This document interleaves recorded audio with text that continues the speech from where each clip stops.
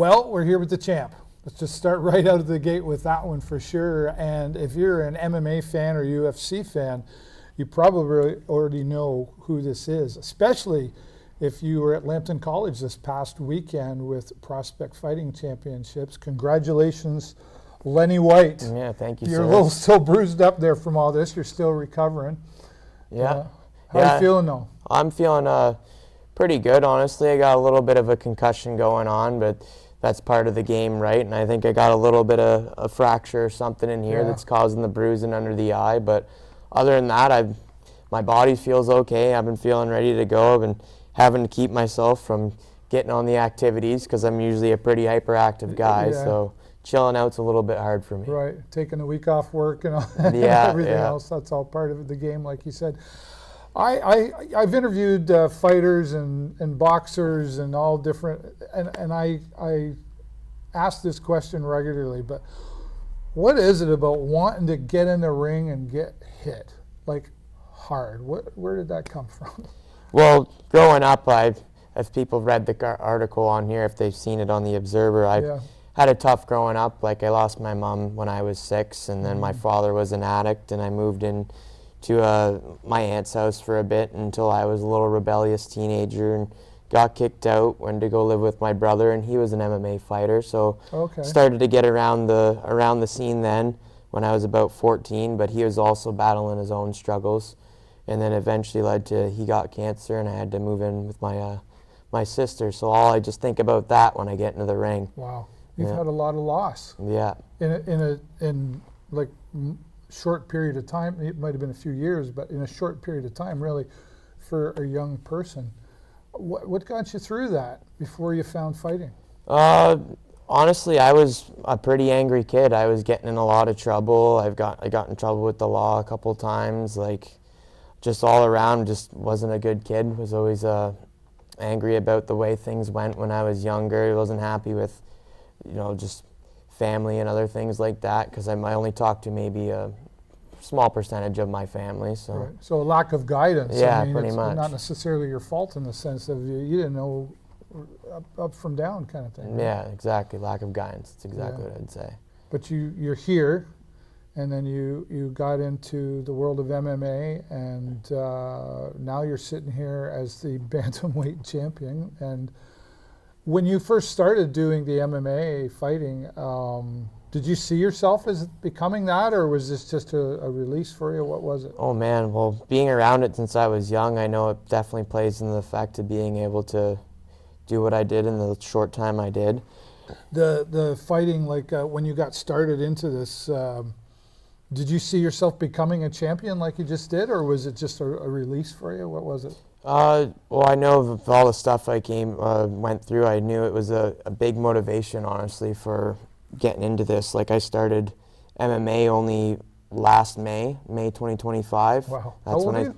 23. Wow. So then I only started then, and I did kickboxing before that. I had my first kickboxing fight June of 2024. So it's only been 2 years pretty much at most that I've been fighting. That's when I first got in the ring, was when I was 20 there.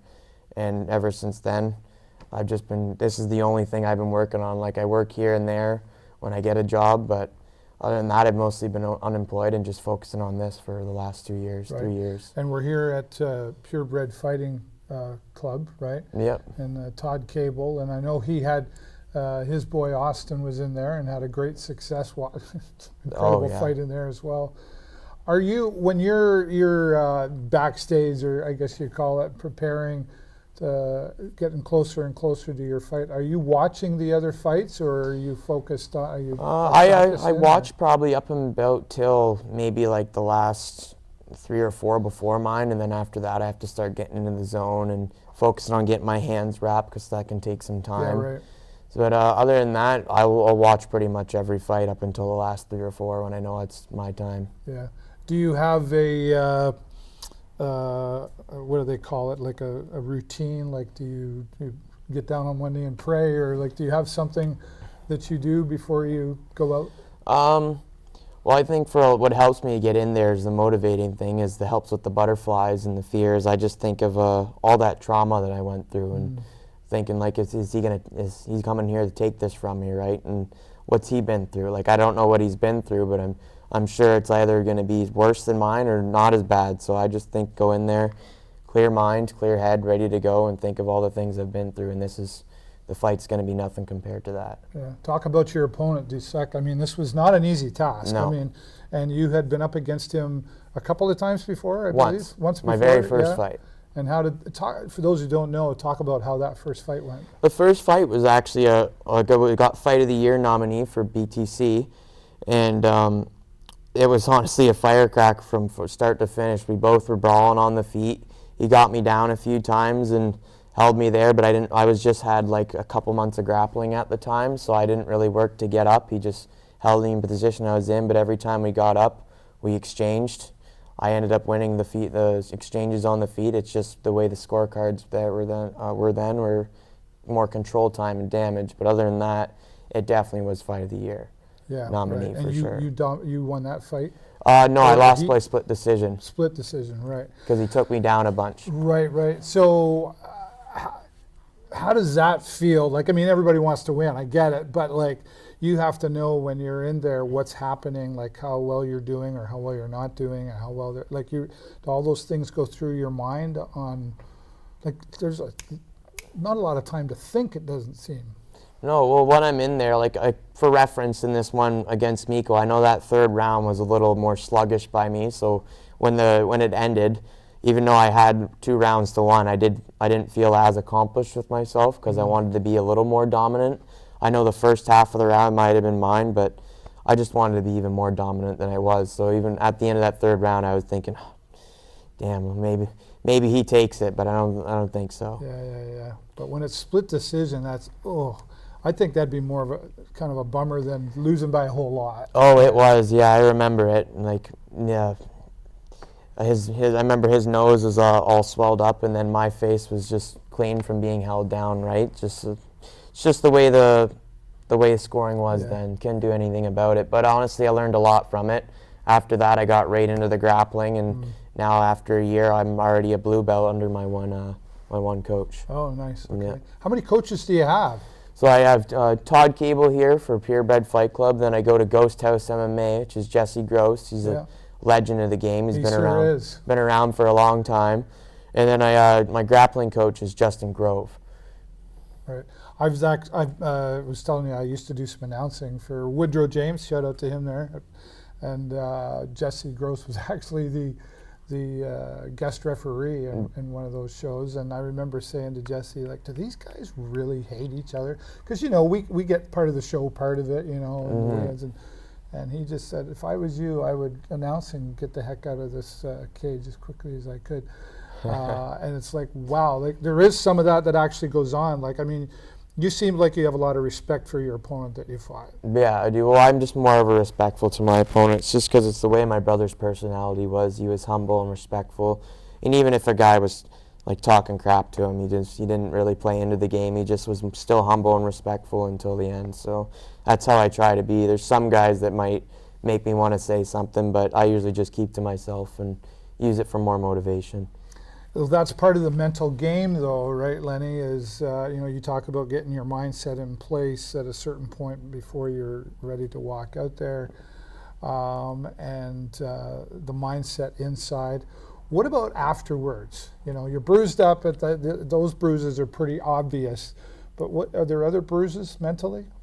Not really. I know with how far I've come in the last year, and I improve every time. I haven't had much really regrets or anything like that, or haven't felt bad about my last few performances. The only one I'd say about this one recently is I got hit a little more than I wanted to and than I should have, but oh well, it's like I said to other people, I can take it. Right. How many times have you gone back and watched the video that we put out there? Oh. There's probably 1,000 views on there. I bet you I viewed it maybe 200 times. Okay, all right. You're a big part of the views. Yeah. What are you looking for? I'm looking for any mistakes for going into the next one. Like, I know he got a few takedowns, so I got to watch and make sure I'm not overextending my energy or anything like that. And also, I know when I almost got that finish in the second round, I blew my load way too quick. Like, I just went right for the finish, and then I was tired by the second half of the round. Yeah, yeah. It's got to be hard to hold on to those emotions and just, it's kind of like the axe on the tree, right? Just chip away, chip away, chip away.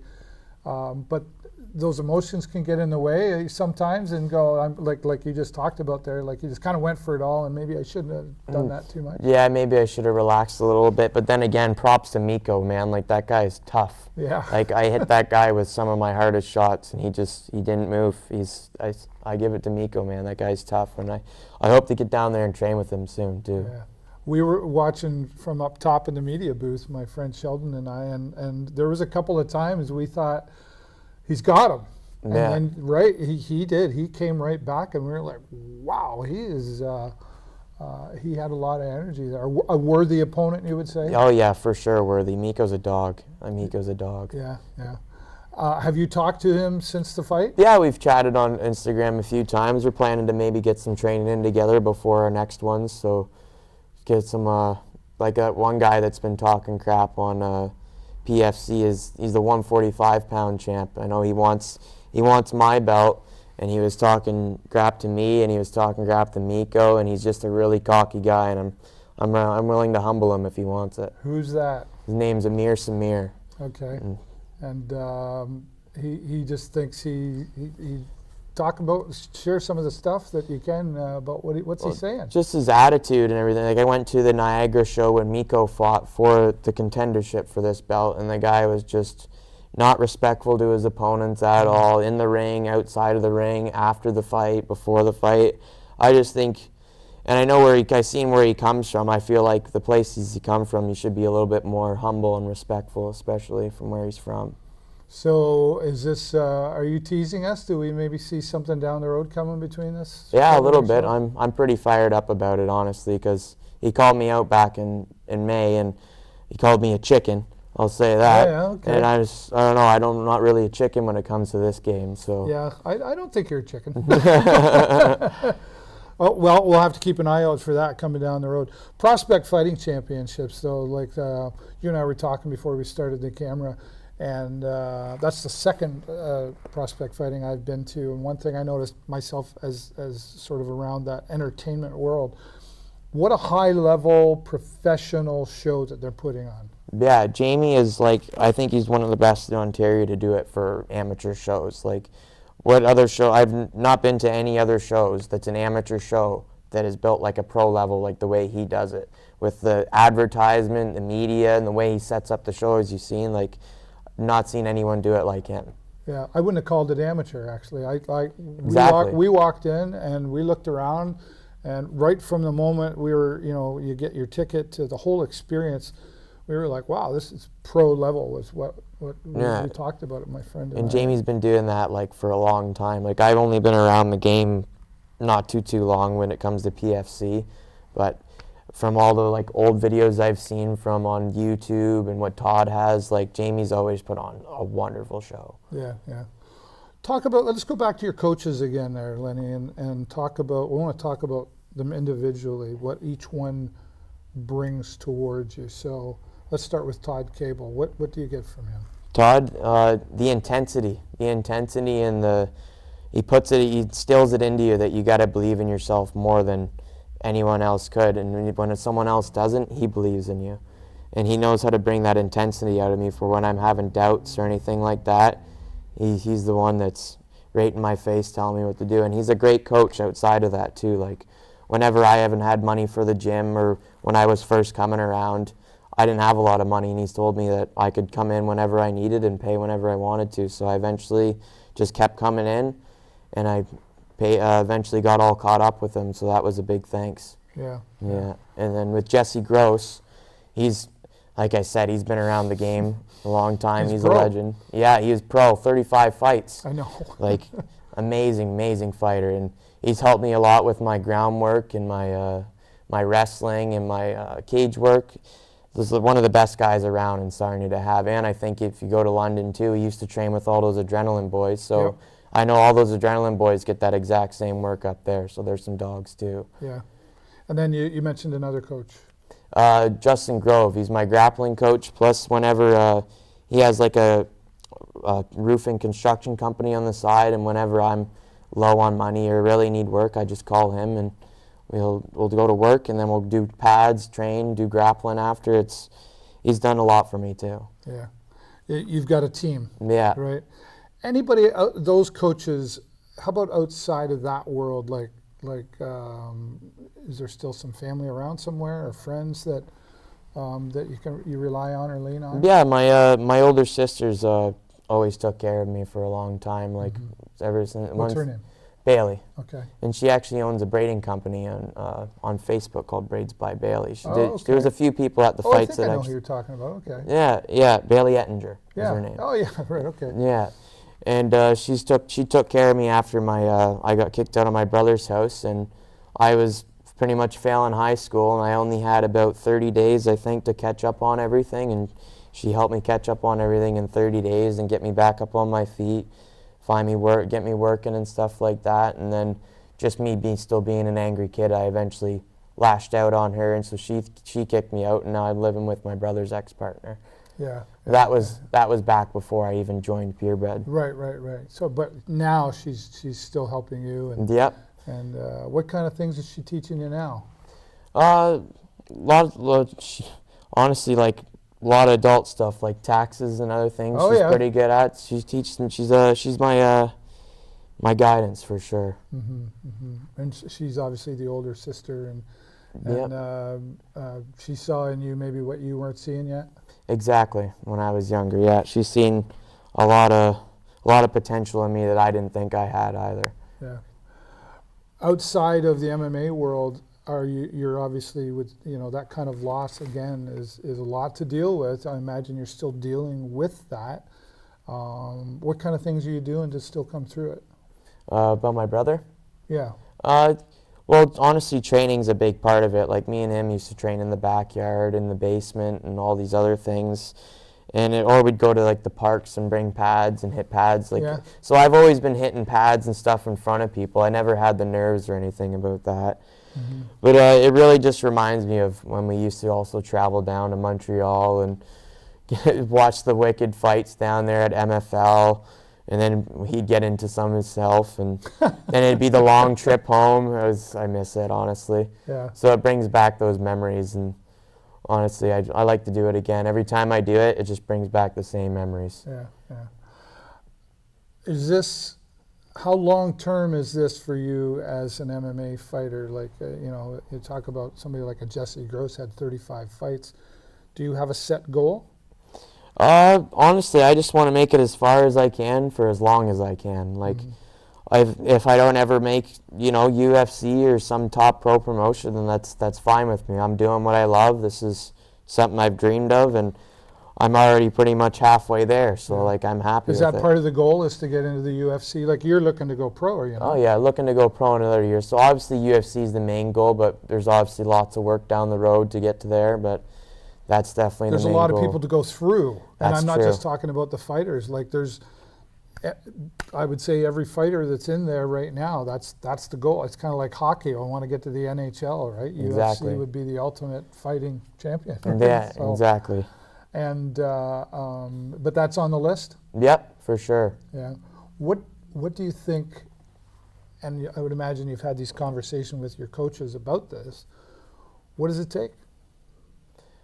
What does it take for to get to the UFC, number one, and then to be whatever champion that looks like in the UFC? What does it take? You gotta have this unbelievable unbelievable belief in yourself, pretty much, that you're gonna beat whoever and whatever's put in front of you, and you gotta work extremely hard for it. Like, I know leading up to this one for Miko, there was some doubts. It was the first time I've had a lot of doubts and a lot of other things going on that was distracting me, but I stayed disciplined. I kept training every day, and I think that's literally the main goal, is even when you're tired or you feel you're exhausted, you don't want to do it anymore, if you got something going on that just makes you take the motivation away, you got to keep working.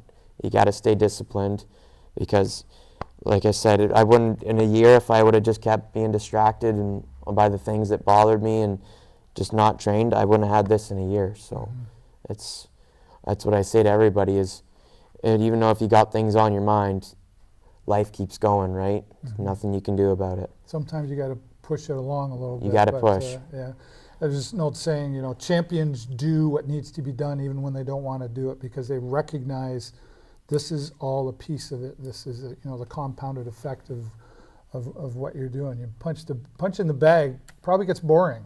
Yeah. But you got to keep doing it anyway, I would imagine. Yep. It's like I got a quote on the wall that Ali says. He said, "I hated every minute of training, but it's how is I going to become champ without it?" So yeah. Exactly. So Muhammad Ali, somebody I was going to ask you about mentorship and fighters that you look up to. Ali's in there.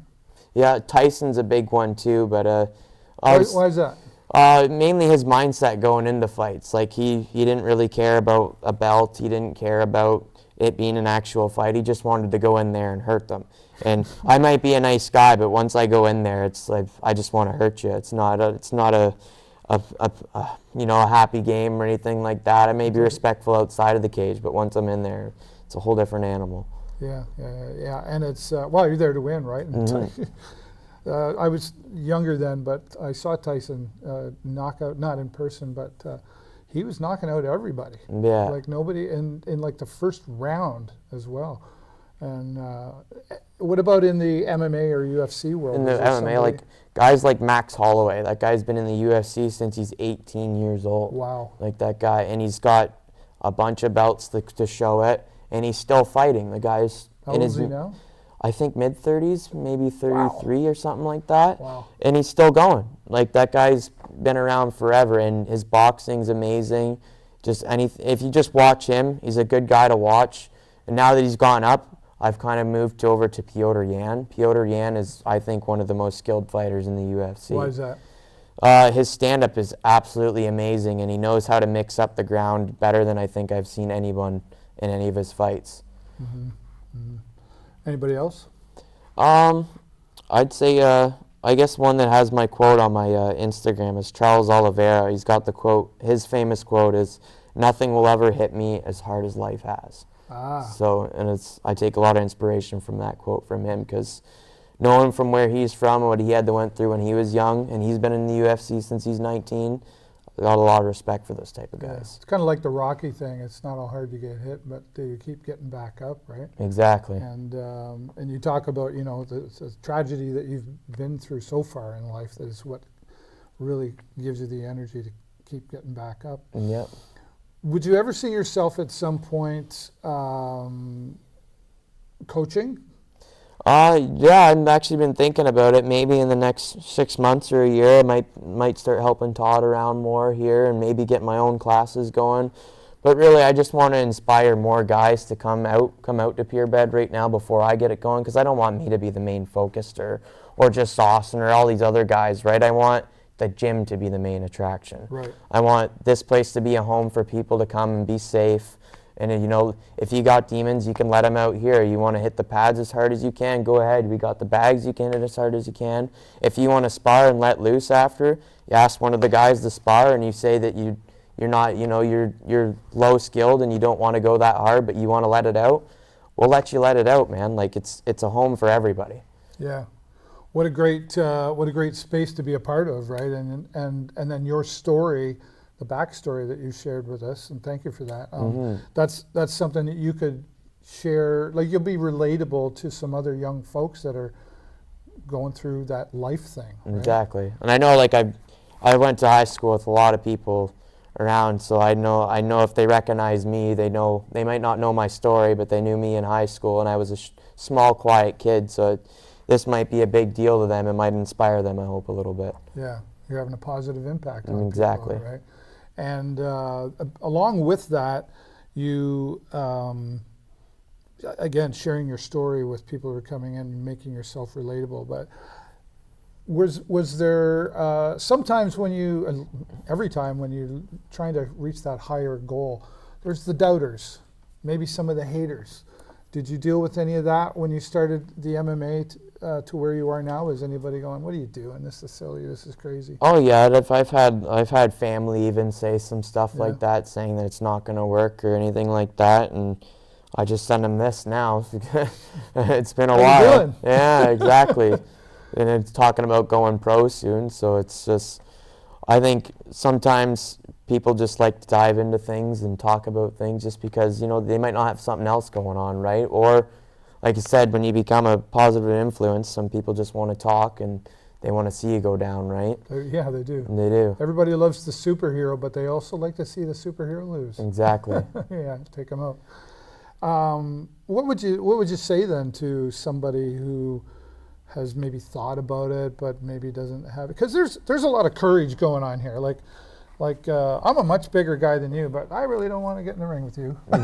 You know what I mean? Like there's a lot of courage to, like, a lot of people just don't like even be in front of people, let alone step into the cage, go three, like, I was thinking about just running around the cage for 3 minutes and I'd be done, right? Yeah. And I go to the gym regularly. Where do you find the courage? Like you talked about you, but how do people find their courage to want to do something like this? Well, it's kind of like I said, when I relate back to trauma, I think people should look back at things they've been through, things that, you know, motivate them, that make them angry. But I think they should turn that anger into motivation and courage, because you come here and you get beat up a few times, you might be like, man, this isn't my thing. And then you come back the next time, and then you have next time, now you're having a good session, and you're like, okay, like I'm really starting to feel confidence in myself. And this sport and doing this type of training, it builds a lot of confidence in men, I find. Yeah. Same with women too. We got a lot of girls up here where I remember them first coming in, they were quiet, shy, and now they're talking to everybody, friends with everybody, and it's a good place for people to come and bring up their confidence. I forgot the other word I was going to say, but that's all right. But motivation. Motivation. Inspiration. Yeah. You know, those two words often get mixed up a little bit. The inspiration sends out to create the motivation. Exactly. Right? That's what I was trying to say. Yeah, I get the message there for sure. Great message too. And yeah, I mean, I'm the guy that talks on the microphone, so I'm happy to watch, right? I don't want to be that guy that gets in there, but what I see from every one of those fights that happened this past weekend, it was the energy. Like, everybody does have their own reason, right? Aside from, I'm here to win, but everybody's got their own reason for stepping into the cage. Did you talk to a lot of the other fighters that day or day before or leading up to the event? Like, did you know all those fighters that were there? I knew most of them, like all the Ghost House guys, I trained with them, so I had a few words with them. Austin, obviously, I had a few words with. I didn't get to see his fight, unfortunately, because I was getting my hands wrapped, and he was at the 3 or 4 fight mark where I go back. But it was a great fight. I talked to pretty much most of the guys. I didn't get to talk to Riken, and I felt bad about his fight, and I wanted to talk to him, but I didn't see him around after, unfortunately. But I was proud of pretty much all those guys that night, even the guys that lost, like, just to step in there, right? Like, even, that's what I mean. and especially some of the guys, like, coming off losses, stepping in there. Like, not a lot of people would step in there again after even a loss or a big loss or a few. Like, I got respect for anyone that steps in that cage. Yeah, yeah. And the women fighters, they're dominating this sport a little bit more and more all the time. Where do we've certainly seen that in the UFC, and we're seeing that on the local level more and more. Do you see that just continuing to grow, to see more female fighters? Honestly, yeah. Like, we got a little a 15-year-old here she came from a Taekwondo gym, and we've trained her up, and she's had one kickboxing fight earlier in the year, and she's really good. Like, you'd be surprised if I would put her in front of you doing pads right now. You'd probably be like, ooh. Right. I don't want to step in the ring with her either. And she's only 120 pounds, maybe 115. Right. But she's a little killer. Yeah, that's great. Well, and then she's got you and the other coaches, and it's pretty obvious this is a family to you as well, right? It is. Is everybody here, like, got each other's backs? Pretty much, yeah. Yeah, there might be a few people that I might not conversate with much, but everybody here I consider family. As soon as you walk in those doors, you're family to me. Yeah, yeah, yeah. Do you ever just come in here to just hang out? You're not here to train, you're just like, I'm just here to sit in the comfy chair? Yeah, I came yesterday and was trying to just hanging out and helping some people around that needed the extra guidance and stuff like that. And whenever I'm not training, I'm usually in here just watching and helping guys either way. Just because I said it's like a home for me, right? Yeah. it's another place for me to come and feel safe and make others feel safe. Yeah. Your inbox, your messenger, your Instagram, and I appreciate you getting back to me as quickly as you did. I know you said, sorry it's taken so long. It was like 5 minutes. But your inbox has been blowing up on congratulations. Yeah. Right? That's got to make you feel pretty good. Is there anybody that's reached out and said congratulations that you thought, oh, didn't expect that? Maybe a couple, yeah, where I was like, wow, I guess then the word's getting around and stuff like that. There's been a few family members too that I've finally talked to again for a few years, and yeah. It's some people might take that as disrespect, like, oh, now I'm the champ or whatever, and they want to talk, but I think they're just happy to see it, right? And, like, they know what I came from and everything like that, so they just want to see me doing good. Yeah, right on. Yeah. You come out, you're the hometown boy. Mm-hmm. As the cliche word would go. And as soon as your music starts, and I want to ask you about your music in a minute, but as soon as your music starts, it starts to become more real. And then you start coming out, and the fans all around, that whole room erupted at Lambton College when the music begins. And like, at what point are you 100% focused? Is it after they check you out before you go in, or is it before that, or is it once you step out? Where's the 100% mark for you? As soon as I get up to that cage, as soon as I take that 1 foot in the door, I know it's over. There's no going back here. There's no going back. The walkouts where I start to get zoned in, and I start to focus on the coaches and everything like that. But then as soon as I get in the cage, that's when it's snap, light turns on. Yeah, there goes the switch. Yeah. Hearing the fans, and they're not just cheering, they're shouting your name. And at some points in that fight, it was Lenny, right? You know, do you hear that, or are you still just so much in the zone that it's just extra noise at that point? Honestly, I've gotten pretty good at zoning it out and just trying to focus on my coaches. But that time, I definitely did hear it. It was a bigger venue, a lot more people. I definitely did hear the chants this time. Yeah, right. And you feed off that energy? Yeah, a little bit. Honestly, it gets me a little bit more motivated. Obviously not enough in there to do anything too crazy or stupid, but it gets me motivated enough to be like, I want to just hit this guy even harder now. Right. Yeah. Right, yeah. And obviously coming out on top, that had to feel really good. What were like, I don't know, if I just went those 3 rounds and got hit all those times and whatever, people are coming up to you and patting you on the back. I would be like, don't touch me right now, I'm sore. Oh, after that fight, I was pretty overwhelmed. I had a lot of people circling me around when I got out the cage there, and I just wanted to get to the back and throw up and lay down because I was pretty concussed after that one. But I did see quite a few people, so that was good. Yeah, yeah. How long did you spend back there before you decided to come out and say hi to everybody? Probably a good 10 minutes. I just needed to relax for a few, sit in the light. Yeah. Yeah. When you're sitting, you come back, you've got the victory, you're holding onto your belt, and you have the time alone. Everybody's, okay, leave him alone, let him rest, give you that time alone. What are you thinking about? My brother, honestly. I'm thinking about him being here holding that thing and telling me how proud he is, and honestly, I just know the way he'd be reacting. I don't know if it'd be quite as calm as I think it would be, but I think he'd be losing his mind. Yeah. Yeah, that's all I think about. And then bringing it home back to the family, too. They get to see the hard work, and I hope it inspires the younger siblings, too. Yeah. Mm-hmm. Yeah. You say younger siblings, like you have younger brothers still? Or I have a younger brother, younger sister as well. And were they there? Yep, they were there. Yeah. Yeah. And what did they have to say to you? Super proud. My little sister made a big post and everything, and sent me a big message. And my little brother, he just gave me a big hug and wanted to hold on to the thing after, so I let him hold on to it for a few. Yeah. How old are they? My little brother's 12 and my little sister's 15. Yeah. Okay. And whatever their aspirations are they looking to step in the cage at some point, or are they just happy to be in your corner? I think they're just happy to be in my corner. I don't think it's something they might do, but if not, that's all right. Then I hope they take from the hard work and inspiration I do here and they put it into something else, because that's what I try to instill into them. If they're going to do, like my little sister, she loves baseball. I say, if you're going to do baseball, you're going to have to do drills and everything like that on days where it's not just practice, where it's no practice and other things like that, and you're going to have to watch and study film.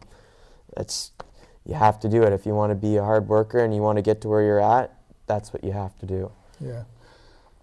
Really, it's come around full circle. Mm-hmm. You were struggling. You were I'll say, badass kid, getting into trouble with the law and dealing with loss and tragedy, and just like you talk about life knocking you down. Like I say, most people, you know, they maybe lose a mom or a dad when they get older, but you lost all of this in a very short period of time. And now you're the one that people are looking up to. Mm-hmm. Describe that feeling. It's a huge feeling too, especially like I didn't really smarten up until I was 20, like until I was only a few months into this gym, and after getting humbled and beat up a few times, that's when the switch flipped.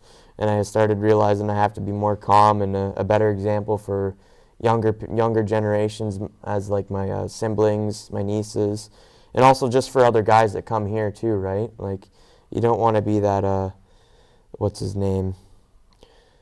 Oh, there's this fighter back in the day, I forget his name, but he was just not a nice guy, and then he had students that eventually ended up, that were great fighters, and they just, nothing ever came of it because they got into trouble outside of that, right? And I felt like that was just because of guidance from their own coaches. They got around and their stuff. own people. Yeah, right? Yeah. And now you're the one that they're looking up to, and you're sharing. I just think it's, you know, like, because a lot of people will look and go, oh, why do you want to get in the ring and do that? And why do you want to? But there is just so much. There's a story behind every fighter that gets in there, no matter at what level. Do you think that, let's just talk about the MMA world in general in Canada. Mm-hmm. I mean, I go back a few years, and I know that there's been a lot of struggles to MMA even being allowed to happen. I don't know about all of Canada, but I know about Ontario anyway. Mm-hmm. And there's been a lot of pushing from a lot of different people, a lot of different organizations to get it to now. We're doing it at Lambton College. Do you see the sport continuing to grow in Canada? Yes, I honestly, big time. Like Ontario, there's a show like every other weekend, I swear. When I read online now, every other weekend there's a show going on. I think where we're struggling is we need more pro shows in Ontario. Like, we got lots of amateur now that it's been a year and stuff like that, and all the rules and everything. We need more pro stuff around here. Not only just for, like, because I'm getting in the pro, but like there's guys like Josh Hill who's in the game still, and he still doesn't get that much coverage, and he's a 30-fight pro, just like Jesse Gross or whatever, like, still active. Like, and I don't understand it sometimes. And you got guys like Jesse Ronson, where he's fighting pretty much every couple months, and he doesn't get that much coverage. Like, the guy's an animal. The guy's one of the best bare knuckle brawlers in Canada. Like, I don't know how he doesn't get that much coverage, right? I just think as this grows in the next year or two, I think more pro shows should definitely start popping up. Yeah. Because there should be more opportunities for guys like that. Yeah.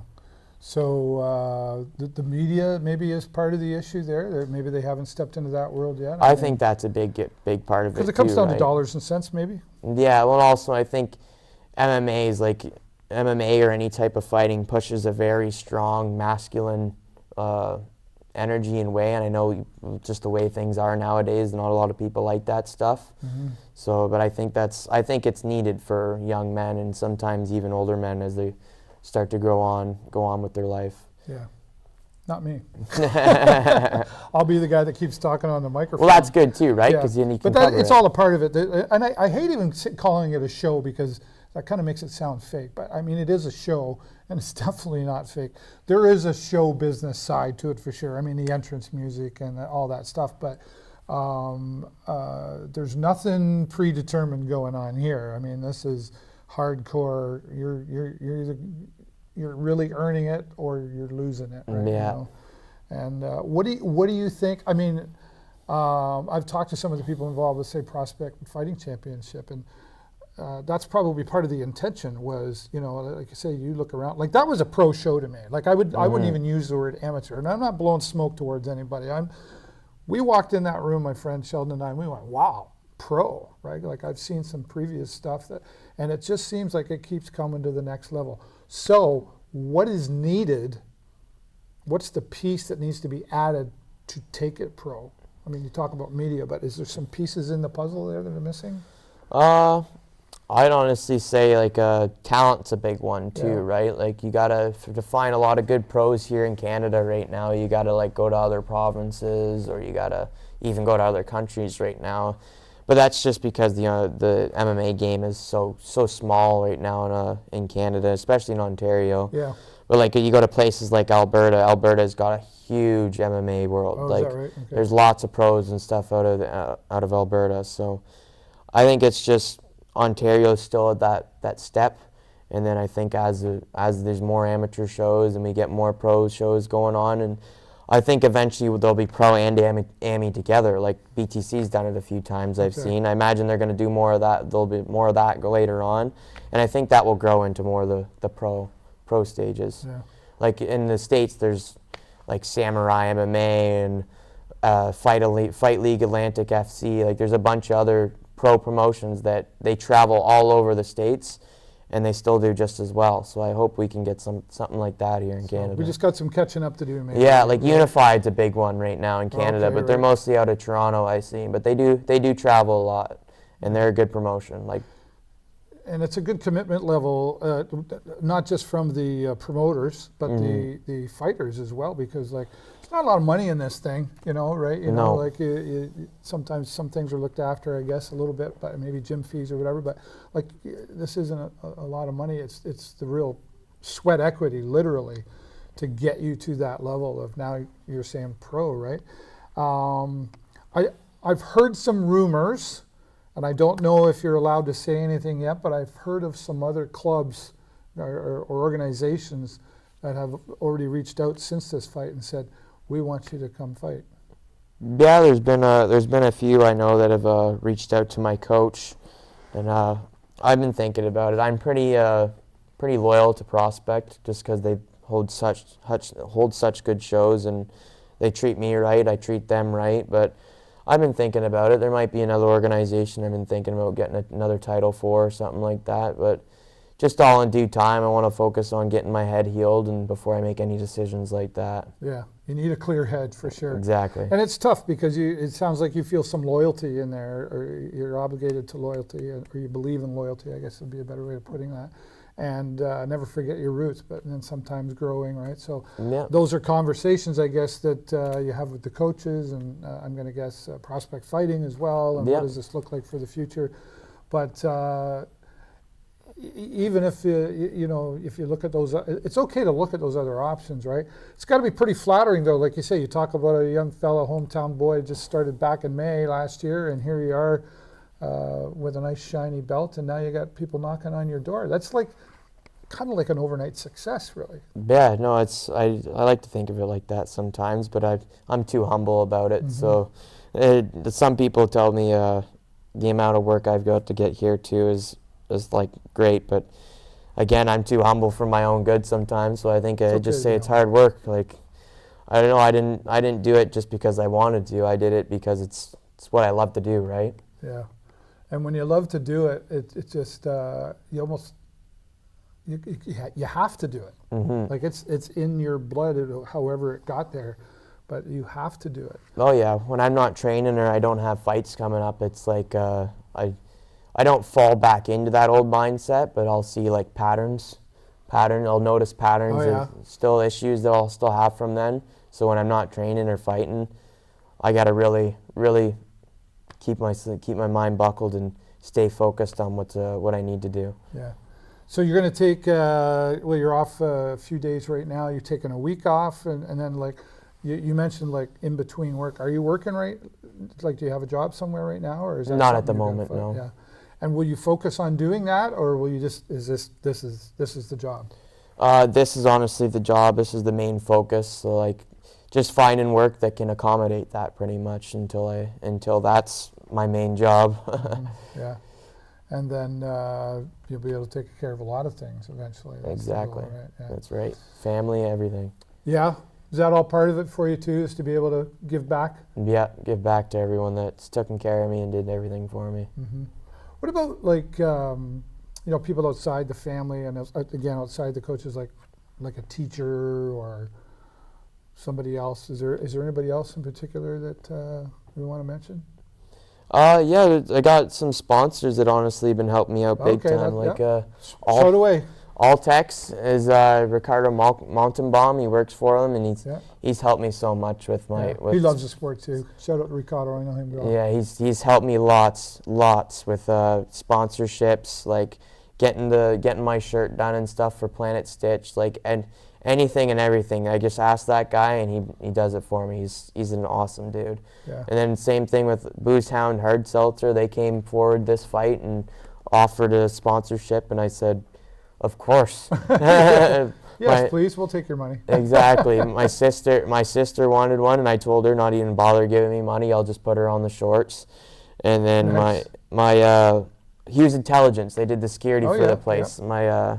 My Rico is good buddies with them, so I got him to get in for a good. And the guys, good sponsorship from them too. So I thank all them for all the sponsors, and they also motivate me too, right? Because I see them every other day, and they're always like, man, what you're doing for the sport and for this town is amazing, and I thank them for it, because it is. No, I may be humble, because I won't tell myself those type of things. So when I hear it from other people, it's definitely nice. Yeah, we've only known each other a really short time, but in the short time, I've messaged you, and even before the fight, we talked about this interview before the fight happened. When we almost did it, I think our schedules were a little flippy floppy, but. Yeah. Then we made the decision to go, you know what, let's just wait. And we didn't even say and see if you win the fight. It was, let's wait till after you win the fight. That language, when you spoke to me, I was like, wow, there is just a positive, I mean, you don't go in to lose the fight, right? But as soon as I saw that piece of it, I was like, this, and forgive me if I call you a kid, but this kid's in the right frame of mind for doing something like this, because I don't know why anybody would even ask the question, like, do you intend to win? Like, well, duh, why do you think I'm here? But I could just sense on our chat conversations, and we ran into each other literally at Crunch Fitness. Shout out to them. Yeah. Of course, everybody knows I love Crunch, and you were there, and there was another young fellow with you who I think I taught in school, and he said, and you were like, I'm an MMA fighter, and I do this and that. And I was like, oh. I think it was Alex, was it? Yeah, that's right. Yeah. That's right. Yeah. And have you talked to him? You look like your workout buddies. Yeah, we work out every once in a while. I just started talking to him not too long ago. I didn't talk to him for a few years, and we used to be best buddies when we were younger. Then we then kind of bridged apart for a bit, and then he started coming to Purebred with this group for young men that are struggling. Oh yeah, so Not Alone, Not Stuck. Yeah, that one right there. That's what it is. I was forgetting the name. Yeah, he started coming with them, so then we got together. We've been getting together a few times, go to the gym, hang out. And Alex has always been a nice guy too, right? Yeah, he was a great guy. I mean, he got picked on a little bit when he was younger because of the hearing aids, and I always had to back him up for stuff like that. Yeah. So he was a great student, I can tell you that. He's a really good guy too. Yeah. And have you talked to him since you won the fight? Oh yeah, he was there, and then I talked to him a few times. He actually wanted to get together today, but I was like, I need some time with my head and doing this interview and stuff. So yeah, fair enough. Yeah. Having the right people in your corner, and my audience knows that I always say, surrounding yourself with the right people really is the best thing. But in your case, we like to say, in your corner, right? So exactly. I guess we have to wait and see. What I usually say, what's next? But I guess we got to wait and see as far as fights go, and hopefully you'll let us know. I know I was already talking to Todd today, and he but I have to. I can't say anything, but I know there's some exciting things coming for you, and I hope you don't mind me saying, only knowing you a short time, but I'm proud of you.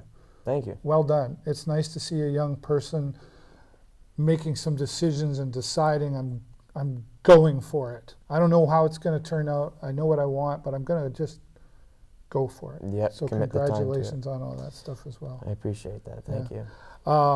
We shouted out the sponsors and Purebred Fighting. Before we wrap up, is there anything else you want to put out there? Well, any of the younger guys or even older guys that see this see this and see this gym around here, come check it out. Honestly, like if you're struggling with something, whether it's something in your head, family issues, honestly, just anything, man, come check it out. Come do a class, see how it is, and well, it will change your life. Like Todd changed my life when I first came here. I remember my first class, I got dropped with a body kick because I decided to spar in my very first class, and after that, I loved it. Yeah. It took me getting beat up to love it, and I know some people might be different, but honestly, come in here and hit pads. You don't have to spar. You don't have to get punched in the face. You can come here, hit the bag, hit the pads, and just talk to people. You don't have to actually train. Yeah. Okay. Right on. Mm-hmm. I'm looking forward to our friendship growing as well. Lenny, thank you so much. Thank you. Champion Lenny White, Bantamweight. Hold that up, buddy. Let's show that off to the camera. Look at that shiny object there. Bring it right up there. Look at that. That is amazing. All right. Cool. Yeah. Congratulations again. That's shiny. We're gonna talk some more with the rest of you not around, but you know what I'm gonna say.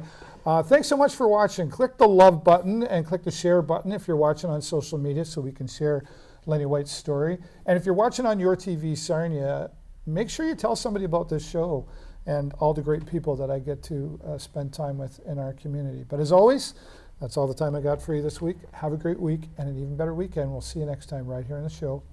Bye for now.